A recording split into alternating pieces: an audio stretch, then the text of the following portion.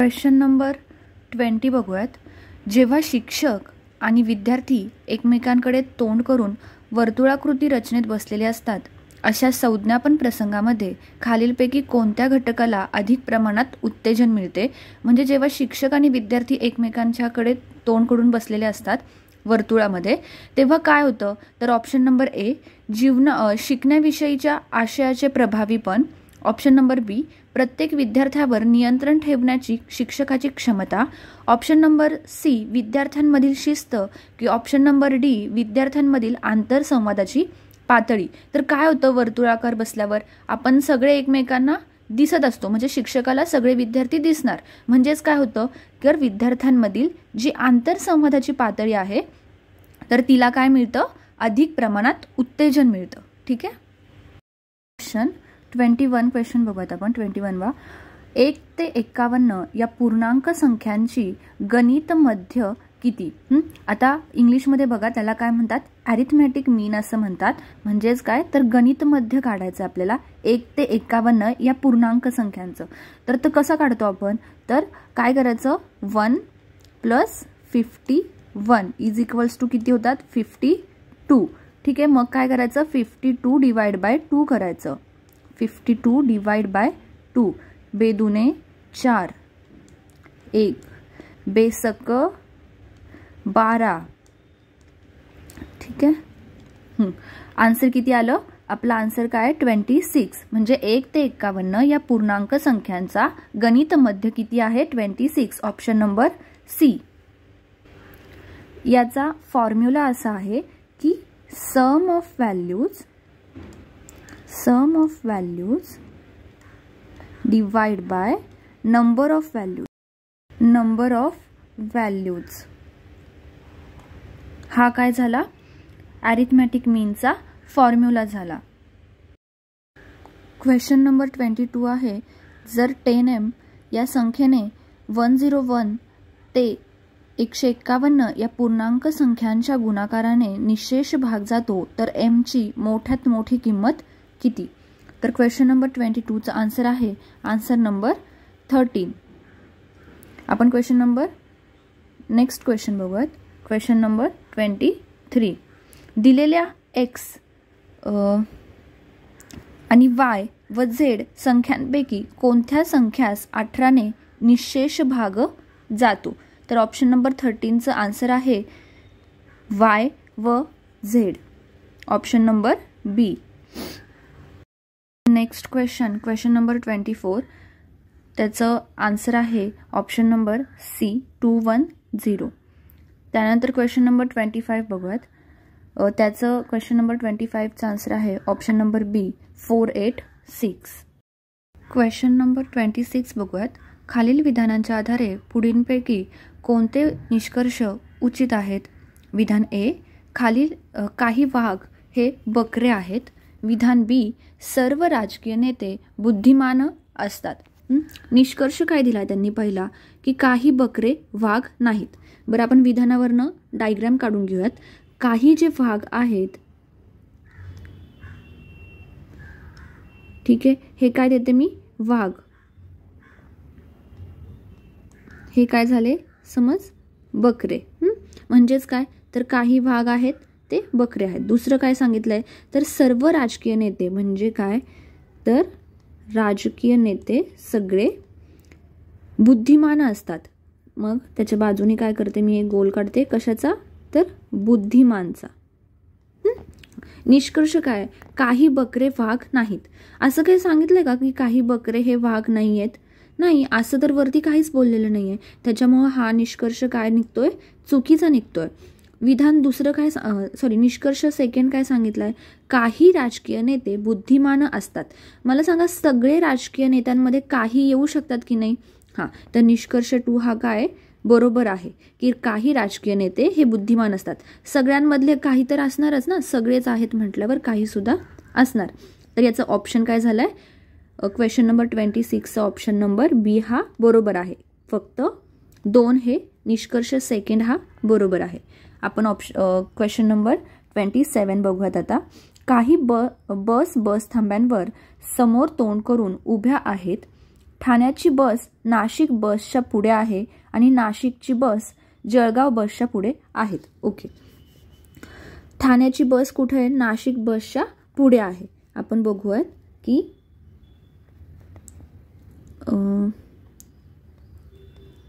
ठाण्याची बस ही नाशिक बसच्या पुढे आहे. म्हणजे समज इकडे झाली नाशिकची बस, ठीक आहे. हां, आणि नाशिकची बस ही जळगावच्या बसवर, म्हणजे इकडे काय झाली? जळगावची बस जळगावच्या बसच्या पुढे आहे. अमरावती बस ही धुळे बसच्या मागे आहे, परंतु ठाणे बसच्या पुढे आहे. म्हणजेच काय झालं? ठाण्याच्या पुढे आहे म्हटल्यावर इथे झाली अमरावती बस आणि कुठल्या बसच्या मागे? तर धुळ्याच्या मागे. आता आपली मांडणी करून झाली. आता बघायचं की क्वेश्चन काय विचारलाय. तर मागून 2 नंबरची बस कोणती आहे? कोणती आहे मागून 2 नंबरची बस? नाशिकची बस आहे मागून 2 नंबर. तर क्वेश्चन नंबर 27चा आन्सर आहे option C, Nashik. Next question बघूयात. Question number 28.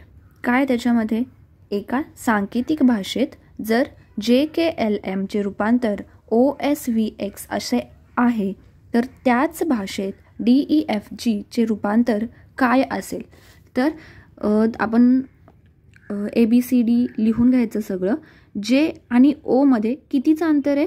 तर 5 लेटर्सचं अंतर आहे. K आणि S मध्ये किती लेटर्सचं अंतर आहे? 8 लेटरचं अंतर आहे. L आणि V मध्ये कितीचं अंतर आहे? 10चं आहे. आणि M आणि X मध्ये कितीचं आहे? 11चं आहे. तर मग बघा, मला सांगा D आणि Dच्या पुढे जर का तुम्ही 5 लेटर काउंट केले, काय येतं? D नंतर E, F, G, H आणि I. I कुठे कुठे दिसतोय? इथे I दिसतोय आणि इथे I दिसतोय. याचा अर्थ काय झाला? हे 2 ऑप्शन्स आहेत ते लगेचच कट करून झाले, ठीक आहे. त्याच्यानंतर मला सांगा की ईच्या पुढे जर का तुम्ही 8 लेटर्स गेलात तर किती येतं? E, F, G, H, I, J, K, L, M येतं. आता M कुठं दिलं? इथे, फक्त या ऑप्शनमध्ये. पुढचं चेक करायची मग गरज आहे का? नाही. या गोष्टीमध्ये आपण आपला काय करू शकतो? टाईम वाचवू शकतो. पुढचं चेक करायची गरजच नाही. इथे M आहे का? नाही आहे. हा पण ऑप्शन काय झाला म्हणजे आपला कट करू शकतो आपण तो ऑप्शन. क्वेश्चन नंबर 29 बघूयात. एका सांकेतिक भाषेत जर DACचा संकेतांक 635 असा होतो, तर EFGचा संकेतांक काय असेल? मी खाली तुम्हाला लिहून दाखवते की आपण कसं लिहू शकतो. असं A, B, C, D, E, F आणि G पर्यंतच आहे तिथे, म्हणून मी तेवढंच दाखवते. तर 1, 2, 3, 4, 5, 6 आणि 7. त्यांनी Dचा काय सांगितलाय? Dचा किती दिलाय? 6 दिलाय. Aचा किती दिलाय? 3 दिलाय. याचा अर्थ आपल्याला काय कळतंय की मधला एक आकडा सोडून त्यांनी काय दिलाय? Aचा काय असतो? 1 आहे क्रमांक. मग Cचा दिलाय त्यांनी A साठी 1 मध्ये सोडून. याचाच अर्थ बघा. मग Fचा काय असणार आहे? Fचा काय असणार आहे? 7 असेल का? 8 असेल की नाही Fचा? मग बरोबर, इथं 8 कुठे कुठे दिसतंय?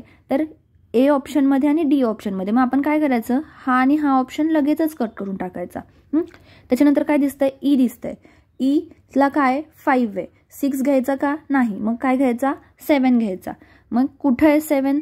तर इथे 7. याचा अर्थ काय? 29चा आन्सर आहे ऑप्शन नंबर A, 8, 7, 9. ठीक आहे. आता मला सांगा की पुढचं चेक करायची गरज आहे का? नाही. इथे आपल्याला समजलंय, त्याच्यामुळे पुढचं चेक करत बसायचं का? नाही चेक करायचं. आपला इथे काय करायचं? आपण टाइम वाचवायचा. क्वेश्चन नंबर 30 बघूयात. दक्षिणेकडे तोंड करून विराट 15 मीटर चालतो आणि नंतर तो स्वतःच्या उजवीकडे वळून 10 मीटर चालतो. दक्षिणेकडे तोंड करून विराट काय करतोय? 15 मीटर चालतोय. म्हणजेच काय? तर तो खाली किती चालतोय? 15 मीटर. तो नंतर स्वतःच्या उजवीकडे वळतोय. उजवीकडं त्याची उजवी बाजू कुठे झाली? तर लेफ्ट साईडला झाली. तो किती चालला? 10 चालला. त्यानंतर तो परत काय केलं त्यांनी?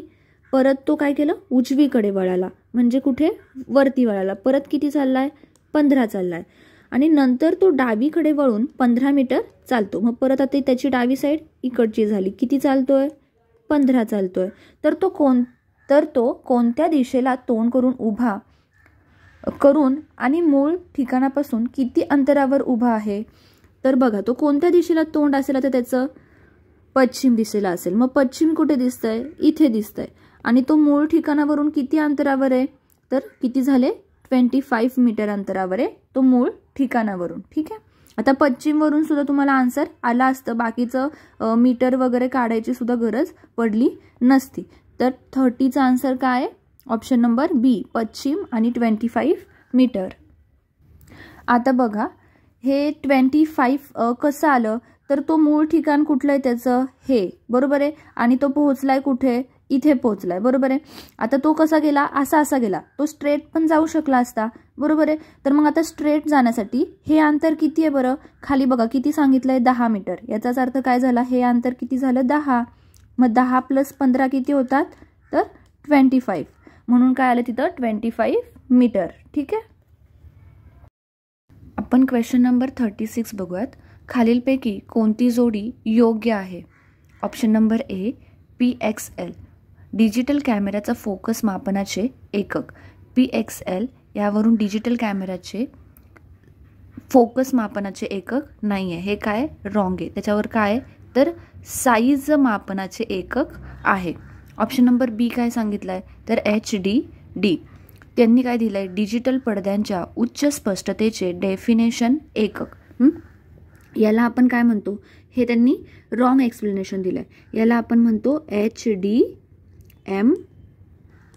असं आपण याला म्हणतो. HDD म्हणजे काय असतं? Hard disk drive. Full form काय HDDचा? Hard disk drive. हा काय झाला? HDDचा फुल फॉर्म. मला सांगा, आपण हार्ड डिस्क कशासाठी यूज करतो? तर कशासाठी करतो? स्टोरेजसाठी करतो. डेटा स्टोरेज करून ठेवतो आपण हार्ड डिस्कमध्ये. तर हे त्याचं एक्सप्लेनेशन आहे. ह्याचा अर्थ काय? तर ए सुद्धा काय? रॉंग आहे. बी पण काय? रॉंग आहे. आता आपण काय करूयात? डी बघूयात. काय डी? GHZ. त्यांनी काय सांगितलंय? डिजिटल उपकरणांमधील स्मृती साठवणुकीचे एकक. म्हणजेच काय? Unit of memory storage on digital device. GHZचा फुल फॉर्म काय असतो? तर गिगाहर्ट्ज. ठीक आहे. गिगाहर्ट्जमध्ये काय होतं? तर युनिट ऑफ फ्रिक्वेन्सीचं युनिट आहे ते. Unit of frequency. ठीक आहे. याचाच अर्थ काय? तर डी सुद्धा काय? रॉंग आहे. सी काय सांगितलंय बघत? KBPS मध्ये काय होतं? विदा. म्हणजेच काय? डेटा हस्तांतरण वेगाचे एकक काय? KBPS. हे काय? बरोबर आहे. इंग्लिशमधून त्याला काय म्हणतात? Unit of data transfer rate, KBPS. तर option number question number 36 option काय? Option C. नेक्स्ट क्वेश्चन म्हणजे क्वेश्चन नंबर 37 बघूयात. HTTP ऐवजी HTTPS अशी इंग्रजी अक्षरे ॲड्रेस बारमध्ये असणारी वेबसाईट तुम्ही जेव्हा वापरता तेव्हा तुम्ही. ऑप्शन नंबर ए काय? एक वेगवान इंटरनेट जुळणी म्हणजे जोड वापरत असता. ऑप्शन नंबर बी, एक सुरक्षित संपर्क जोड वापरत असता. ऑप्शन नंबर सी, विदा हस्तांतरणाचा एक मार्ग वापरत असता. की ऑप्शन नंबर डी, स्मार्टफोनशी अनुरूप वेबसाईट वापरत असता. तर 37चा आन्सर काय आहे? तर ऑप्शन नंबर बी, एक सुरक्षित संपर्क जोड वापरत असता. एसचा अर्थ असा होतो सिक्युअर. हे बघा इथे दिला त्यांनी, सिक्युअर. ठीक आहे, सुरक्षित. म्हणून क्वेश्चन नंबर 37चा आन्सर आहे ऑप्शन नंबर बी. आपण आता नेक्स्ट क्वेश्चन बघूयात. Question number 38. त्यात काय सांगितलं त्यांनी? इंटरनेटवरील खालील डिजिटल सेवा सर्वप्रथम सुरू झाल्याचे वर्ष या निकषावर खालीलपैकी कोणता पर्याय योग्य कालानुक्रम दर्शवितो? ऑप्शन नंबर ए मध्ये काय सांगितलं? YouTube, Gmail, Instagram, Wikipedia. Option number B मध्ये काय? Wikipedia, YouTube, Gmail, Instagram. Option number C मध्ये काय? Gmail, Wikipedia, YouTube, Instagram. आणि ऑप्शन नंबर डी मध्ये आहे विकिपीडिया, जीमेल, यूट्यूब आणि इंस्टाग्राम. बरोबर आहे. तर याचा आन्सर काय आहे? तर आता सगळीकडे सेमच आहेत ऑप्शन, फक्त त्यांनी काय केलंय पुढे मागे करून दिलेत, बरोबर. आता मला सांगा इंस्टाग्राम कधी आलंय? आत्ता आपण ऐकायला लागलो इंस्टाग्रामबद्दल. याचाच अर्थ काय? इंस्टाग्राम काय पाहिजे? सगळ्यात लास्टला पाहिजे. ऑप्शन ए काय असला पाहिजे? आपला ऑप्शन ए हा आधीच कट झालेला पाहिजे. आता बघायचं की त्याच्या आधी काय आलंय बाबा? यूट्यूब आलंय का, जीमेल आलंय का, विकिपीडिया आलंय? आपल्याला कशामध्ये कन्फ्युजन होईल माहिती आहे का? विकिपीडिया आधी आलंय आपल्याला हे माहिती आहे. जीमेल आधी आलंय का यूट्यूब आधी आलंय? तर आधी काय आलंय? जीमेल आधी आलंय, त्याच्यानंतर यूट्यूब आलंय. ऑप्शन नंबर डी हा बरोबर आहे. पहिलं विकिपीडिया, त्याच्यानंतर जीमेल, मग यूट्यूब आणि मग इंस्टाग्राम. आता बघा, आत्ताच्या मुलांना जीमेलच्या आधीसुद्धा इंस्टाग्राम आणि यूट्यूब आधी समजतं. पण जेव्हा आपण आपल्या वेळेत जेव्हा हे फेसबुक किंवा यूट्यूब आलं होतं तेव्हा आधी आपल्याला काय करावं लागायचं? जीमेल उघडावं लागायचं आणि मग त्या ईमेलवरून आपण काय करायचो? इंस्टाग्राम किंवा फेसबुक उघडायचो की नाही? तर मग जीमेल आधी आलं हे त्याच्यावरून तुम्हाला समजू शकतं. एक्झाममध्ये मला सुद्धा कन्फ्युजन झालं होतं यूट्यूब आधी की जीमेल आधी. पण मी असा विचार केला की अरे जीमेल सगळीकडे लागत होतं आधी, तर मग जीमेल आधी आला असेल, त्याच्यानंतर यूट्यूब आला असेल. आपण नेक्स्ट क्वेश्चन नंबर 39 बघूयात. त्याच्यामध्ये काय सांगितलं आहे? तर स्वयंवरील अभ्यासक्रमाच्या आशयाचा दर्जा राखण्यासाठी खालीलपैकी कोणत्या संस्थेची राष्ट्रीय समन्वयक म्हणून नियुक्ती झालेली नाही? हे नाही व्यवस्थित वाचायचं. ऑप्शन नंबर ए काय? भारतीय विज्ञान संस्थान. ऑप्शन नंबर बी काय? राष्ट्रीय मुक्त विद्यालक्ष्मी शिक्षण संस्था. ऑप्शन नंबर सी काय? भारतीय व्यवस्थापन संस्था बंगळूर. आणि ऑप्शन नंबर डी काय? शैक्षणिक संस्थापन सहयोग. तर कुणाची नाही झाली आहे? इंग्लिशमधून तर लगेच समजेल आपल्याला. NIOSची झाली आहे का? हो. IIBM झालं, IIMB झालं आहे का? हो झालं आहे. CEC झालं आहे का? हो झालं आहे. तर कुणाची नाही झाली आहे? तर Indian institute of science IISc ही काय? या संस्थेची राष्ट्रीय समन्वयक म्हणून नियुक्ती झालेली नाही. याचाच अर्थ क्वेश्चन नंबर 39चं आन्सर आहे ऑप्शन नंबर ए, भारतीय विज्ञान संस्थान. क्वेश्चन नंबर 40 बघूयात. वेब 2.0 डिजिटल व्यवस्थेच्या संदर्भात UGC या इंग्रजीतील लघुरूप खालीलपैकी कोणती संज्ञा दर्शवते? काय? तर वेब 2.0 काय? UGC. मला सांगा UGCचा फुल फॉर्म काय?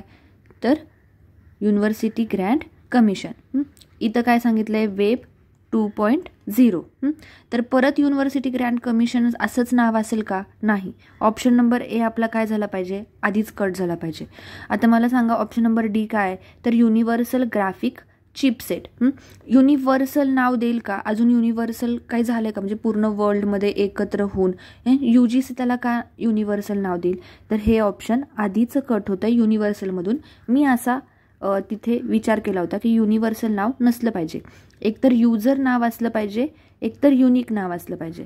तर क्वेश्चन नंबर 40चा आन्सर काय? बी, युजर जनरेटेड कंटेंट. ठीक आहे. आणि दुसरं म्हणजे UGC जी आहे ती कोडिंग नाव का देईल? तिचा 2.0 कोडिंग का असेल? तर एकतर कंटेंट असलं पाहिजे, नाहीतर कमिशन अशी नावं असली पाहिजे. त्याच्यामुळे याचा आन्सर आहे user generated content. Question number 41 बघूयात. संयुक्त राष्ट्रांनी सहस्राब्दी विकास उद्दिष्टे MDGs कधी स्वीकारली? तर याचं आन्सर आहे ऑप्शन नंबर सी, 2000ला स्वीकारली. 2000 ते कधीपर्यंत आहेत? ते 2015 पर्यंत. बरोबर आहे. आणि त्याच्यानंतर काय स्टार्ट होतं MDG नंतर? SDGs. बरोबर आहे. ती कधीपर्यंत आहेत? तर 2015 ते 2030 पर्यंत. आता बघा या पेजवर आपले हे दोन क्वेश्चन नंबर 39 आणि 41 तर चुकलाच नव्हता पाहिजे. आपल्याला माहिती आहे की 100% स्वयंवर क्वेश्चन येतोच एक्झाममध्ये, त्याच्यामुळं हा 1 मार्क आपला कुठेच जायला नको होता. हे 100% करून जायचं. आणि दुसरं काय? तर हे जे MDG जे SDG आहेत, गोल कधी सेट केले किंवा किती गोल आहेत, किती उद्दिष्ट आहेत, हा क्वेश्चन सुद्धा येतोच. हा पण क्वेश्चन आपला चुकला नव्हता पाहिजे. याचा सुद्धा 1 मार्क आपला कुठेही गेला नाही पाहिजे. आता नेक्स्ट टाइम याचा अभ्यास करूनच जा. क्वेश्चन नंबर 42 बघूयात आपण. 42 मध्ये काय सांगितलं त्यांनी, तर शाश्वत विकास उद्दिष्टे साध्य करण्यासाठी निर्धारित वर्ष कोणते. आता शाश्वत विकास उद्दिष्टे म्हणजे कायच, आता मी वरती सांगितलं त्याच्यामध्ये हे आहे काय, SDG. बरोबर आहे. SDGचं कुठलं निर्धारित वर्ष आहे, तर 2030 हे काय त्याचं निर्धारित वर्ष आहे. यावर क्वेश्चन पडतोच, हे 100% आपलं पाठच पाहिजे. नेक्स्ट क्वेश्चन बघूयात. Question number 43. खालीलपैकी कोणता प्रकाश रासायनिक धुर्व्याचा परिणाम आहे, म्हणजेच काय, तर इफेक्ट ऑफ फोटोकेमिकल स्मॉग. काय, ऑप्शन नंबर ए डोकेदुखी, डोळे, नाक, घसा यांची जळजळ. ऑप्शन बी काय, उदर आणि आतड्याचे विकार. ऑप्शन सी काय, मूत्रपिंडांचे विकार. आणि ऑप्शन डी काय, हाडांचे विकार. काय काय होतं, धूर. बरं ठीक आहे, प्रकाश रासायनिक नाही समजलं तरी समजते ना की धुराने काय काय होतं आपल्याला, डोकेदुखी, डोळे, नाक, घसा याची जळजळ होते की नाही. हां, मग 43 या क्वेश्चनचा आन्सर काय, ऑप्शन नंबर ए. क्वेश्चन नंबर 44 बघूयात. मातीमध्ये सूक्ष्मजीवांचे संरोपण करण्याच्या प्रक्रियेला काय म्हणतात. ए काय सांगितलंय, जैविक निर्गमन. बी काय सांगितलंय, जैविक उत्तेजना. ऑप्शन नंबर सी सांगितलंय सूक्ष्मजीव आवर्धित करणे. की ऑप्शन नंबर डी जैविक शिडकावा करणे. तर मातीमध्ये सूक्ष्मजीवांचे संरोपण करण्याच्या प्रक्रियेला सूक्ष्मजीव आवर्धित करणे म्हणजेच काय, बायो ऑगमेंटेशन असे म्हणतात. नेक्स्ट क्वेश्चन बघूयात आपण. Question number 45. सूर्यप्रकाशाच्या संपर्कात आल्यावर सौर पटलाला कोणता घटक थेट विद्युत प्रवाह निर्माण करण्यास जबाबदार असतो. तर कोणता थेट विद्युत प्रवाह निर्माण करण्यास जबाबदार असतो. ऑप्शन नंबर ए काय, अखंड विद्युत पुरवठा यंत्र. ऑप्शन नंबर बी अर्धसंवाहक सामग्री. ऑप्शन नंबर सी परावर्तक. की ऑप्शन नंबर डी विजेरी संच. ठीक, मला सांगा, आपण रिफ्लेक्टेड बॅटरीज डायरेक्ट प्रवाह निर्माण करते का, तर नाही करत. म्हणजेच काय, विजेरी संच कट झाला आधीच. बरोबर आहे. परावर्तक प्रवाह निर्माण करतील का, त्यांनी काय सांगितलंय, थेट विद्युत प्रवाह निर्माण. तर हे सुद्धा रिफ्लेक्टर करतात का, नाही करत आहे. एकतर आपल्याला इन्व्हर्टर किंवा सेमीकंडक्टर मटेरियल यामध्ये कन्फ्युजन झालं पाहिजे. तर याचा आन्सर आहे ऑप्शन नंबर बी सेमीकंडक्टर, अर्धसंवाहक सामग्री.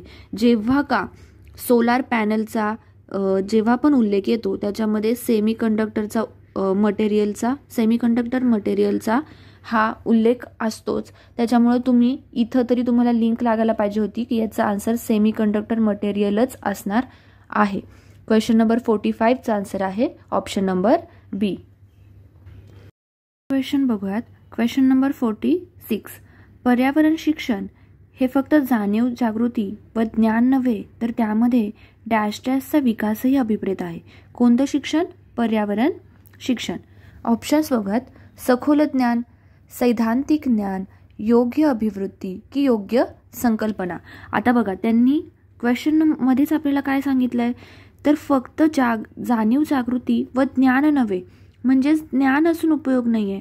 म्हणजेच हा ऑप्शन ज्ञानवाला कट झाला, हा पण ज्ञानवाला ऑप्शन कट झाला. आता आपल्याला काय कशात कन्फ्युजन पाहिजे, सी आणि डी मध्ये. म्हणजेच काय, तर प्रॉपर ॲटिट्यूड आणि प्रॉपर कन्सेप्टमध्ये कन्फ्युजन पाहिजे. आता मला सांगा, ज्ञान म्हणजेच काय झालं, एखाद्या गोष्टीची कन्सेप्ट क्लिअर झाली असं आहे का ज्ञानामध्ये, आहे. त्याच्यामुळे हा ऑप्शन सुद्धा कट झाला.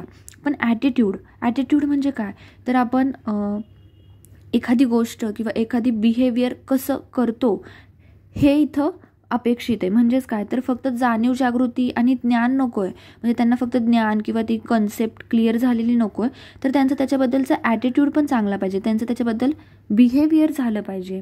त्यांनी पर्यावरण शिक्षण फक्त घेऊन त्याचं ज्ञान मिळवून काहीतरी ॲक्शन केली पाहिजे, काहीतरी ॲटिट्यूड ठेवला पाहिजे की हां आपण असं करू आता पुढे जाऊन, हे इथे अपेक्षित आहे. त्याच्यामुळं आपल्याला काय कळालं माहिती का, क्वेश्चनवरूनच आपले 2 ते 3 ऑप्शन कट झाले आणि आपल्याला क्वेश्चन नीट वाचल्यानेच काय समजलं, तर 46चा आन्सर आहे ऑप्शन नंबर सी, म्हणजेच काय, योग्य अभिवृत्ती. नेक्स्ट क्वेश्चन बघूयात. Question number 47. भारतीय शिक्षण व्यवस्थेचे सामान्यतः खालील विभाग केले जातात. कोणते कोणते? वैदिक काळ, बौद्ध काळ, मुस्लिम काळ, ब्रिटिश काळ आणि स्वातंत्र्योत्तर काळ. आता हेच त्यांनी काय केलेत, खाली वेगवेगळ्यांनी लावून दिलेत. याचा आन्सर काय आहे? ऑप्शन नंबर एज आहेत. पहिल्यांदा काय होतं? वैदिक काळ होता. म्हणजेच काय? तर आपण वैदिक काळ कशाला म्हणतो? ज्या काळामध्ये वेदांची निर्मिती झाली, बरोबर आहे. त्याच्यानंतर काय झालं? बौद्ध काळ. म्हणजेच काय? तर गौतम बुद्ध त्या टाईममध्ये काय, त्याला काय म्हणतात? बौद्ध काळ. त्याच्यानंतर काय आलं? मुस्लिम काळ, जेव्हा आपल्यावर काय झालं? मुस्लिमांचं आक्रमण झालं. त्यानंतर ब्रिटिश काळ आणि त्यानंतर काय झालं? स्वातंत्र्य मिळाल्यानंतर स्वातंत्र्योत्तर काळ आला. त्याच्यामुळं 47चा आन्सर आहे ऑप्शन नंबर ए. आपण नेक्स्ट क्वेश्चन बघूयात. Question number 48. पत्रव्यवहाराद्वारे शिक्षण व्यवस्थेत खालील गोष्टींचा समावेश होतो. ऑप्शन नंबर ए काय आहे? फक्त मार्गदर्शक सूचना. ऑप्शन नंबर बी काय? फक्त सोडवलेली उत्तरे. ऑप्शन नंबर सी काय? मार्गदर्शक सूचना आणि सोडवलेली उत्तरे. आणि ऑप्शन नंबर डी काय? मार्गदर्शक सूचना आणि सोडवलेली उत्तरे आणि प्रासंगिक व्याख्याने. तर आता जरी तुम्हाला क्वेश्चन आणि आन्सरमधलं येत नसेल तरी आधी काय करायचे? ऑप्शन्स बघायचे. काय? फक्त मार्गदर्शक सूचना. फक्त मार्गदर्शक सूचनाचा होईल का समावेश? नाही.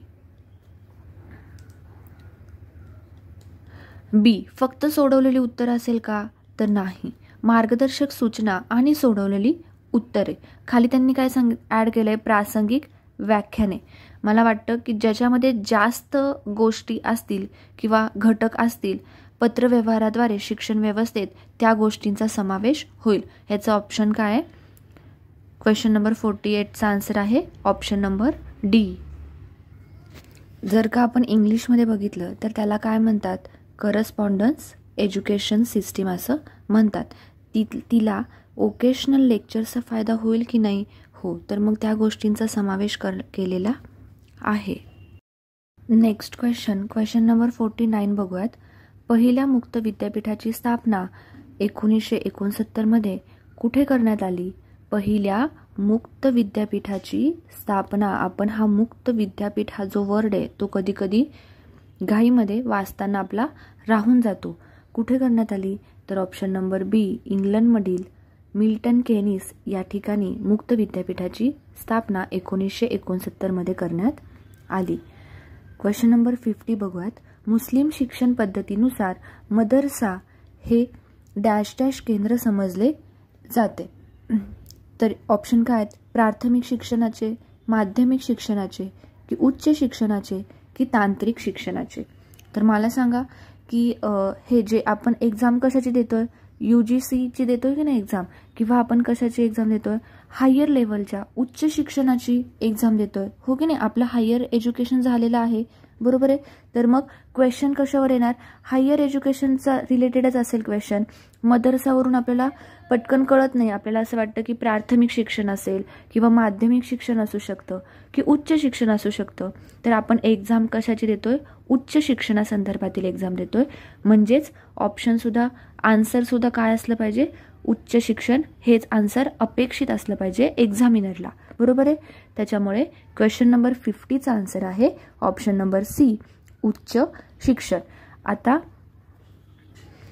क्वेश्चनमध्ये सांगितलं होतं का की तुम्ही उच्च शिक्षणाबद्दल असेल मदरसा किंवा तिथे काहीतरी हिंट होती का? तर नव्हती. पण तिथे जेव्हा क्वेश्चन सॉल्व्ह कराल तेव्हा थोडंसं अवेअर राहा की अरे हां बाबा कन्फ्युजन होतं आहे, तर लगेच रिलेट करायला लागा गोष्टी की अरे हां हा कशासोबत रिलेट केलेला असेल बाबा क्वेश्चन, किंवा आपण कोणती एक्झाम देतोय त्या एक्झामशी रिलेटेड असेल का. तर या सगळ्याचा काय करायचा? विचार करायचा. तर आत्ता आपला जो पेपर झाला होता 7 एप्रिलला, तर त्याचे सगळे क्वेश्चन सॉल्व्ह करून झालेले आहेत. आपण असेच आधीचे सुद्धा सगळे क्वेश्चन पेपर बघणार आहोत. थँक्यू.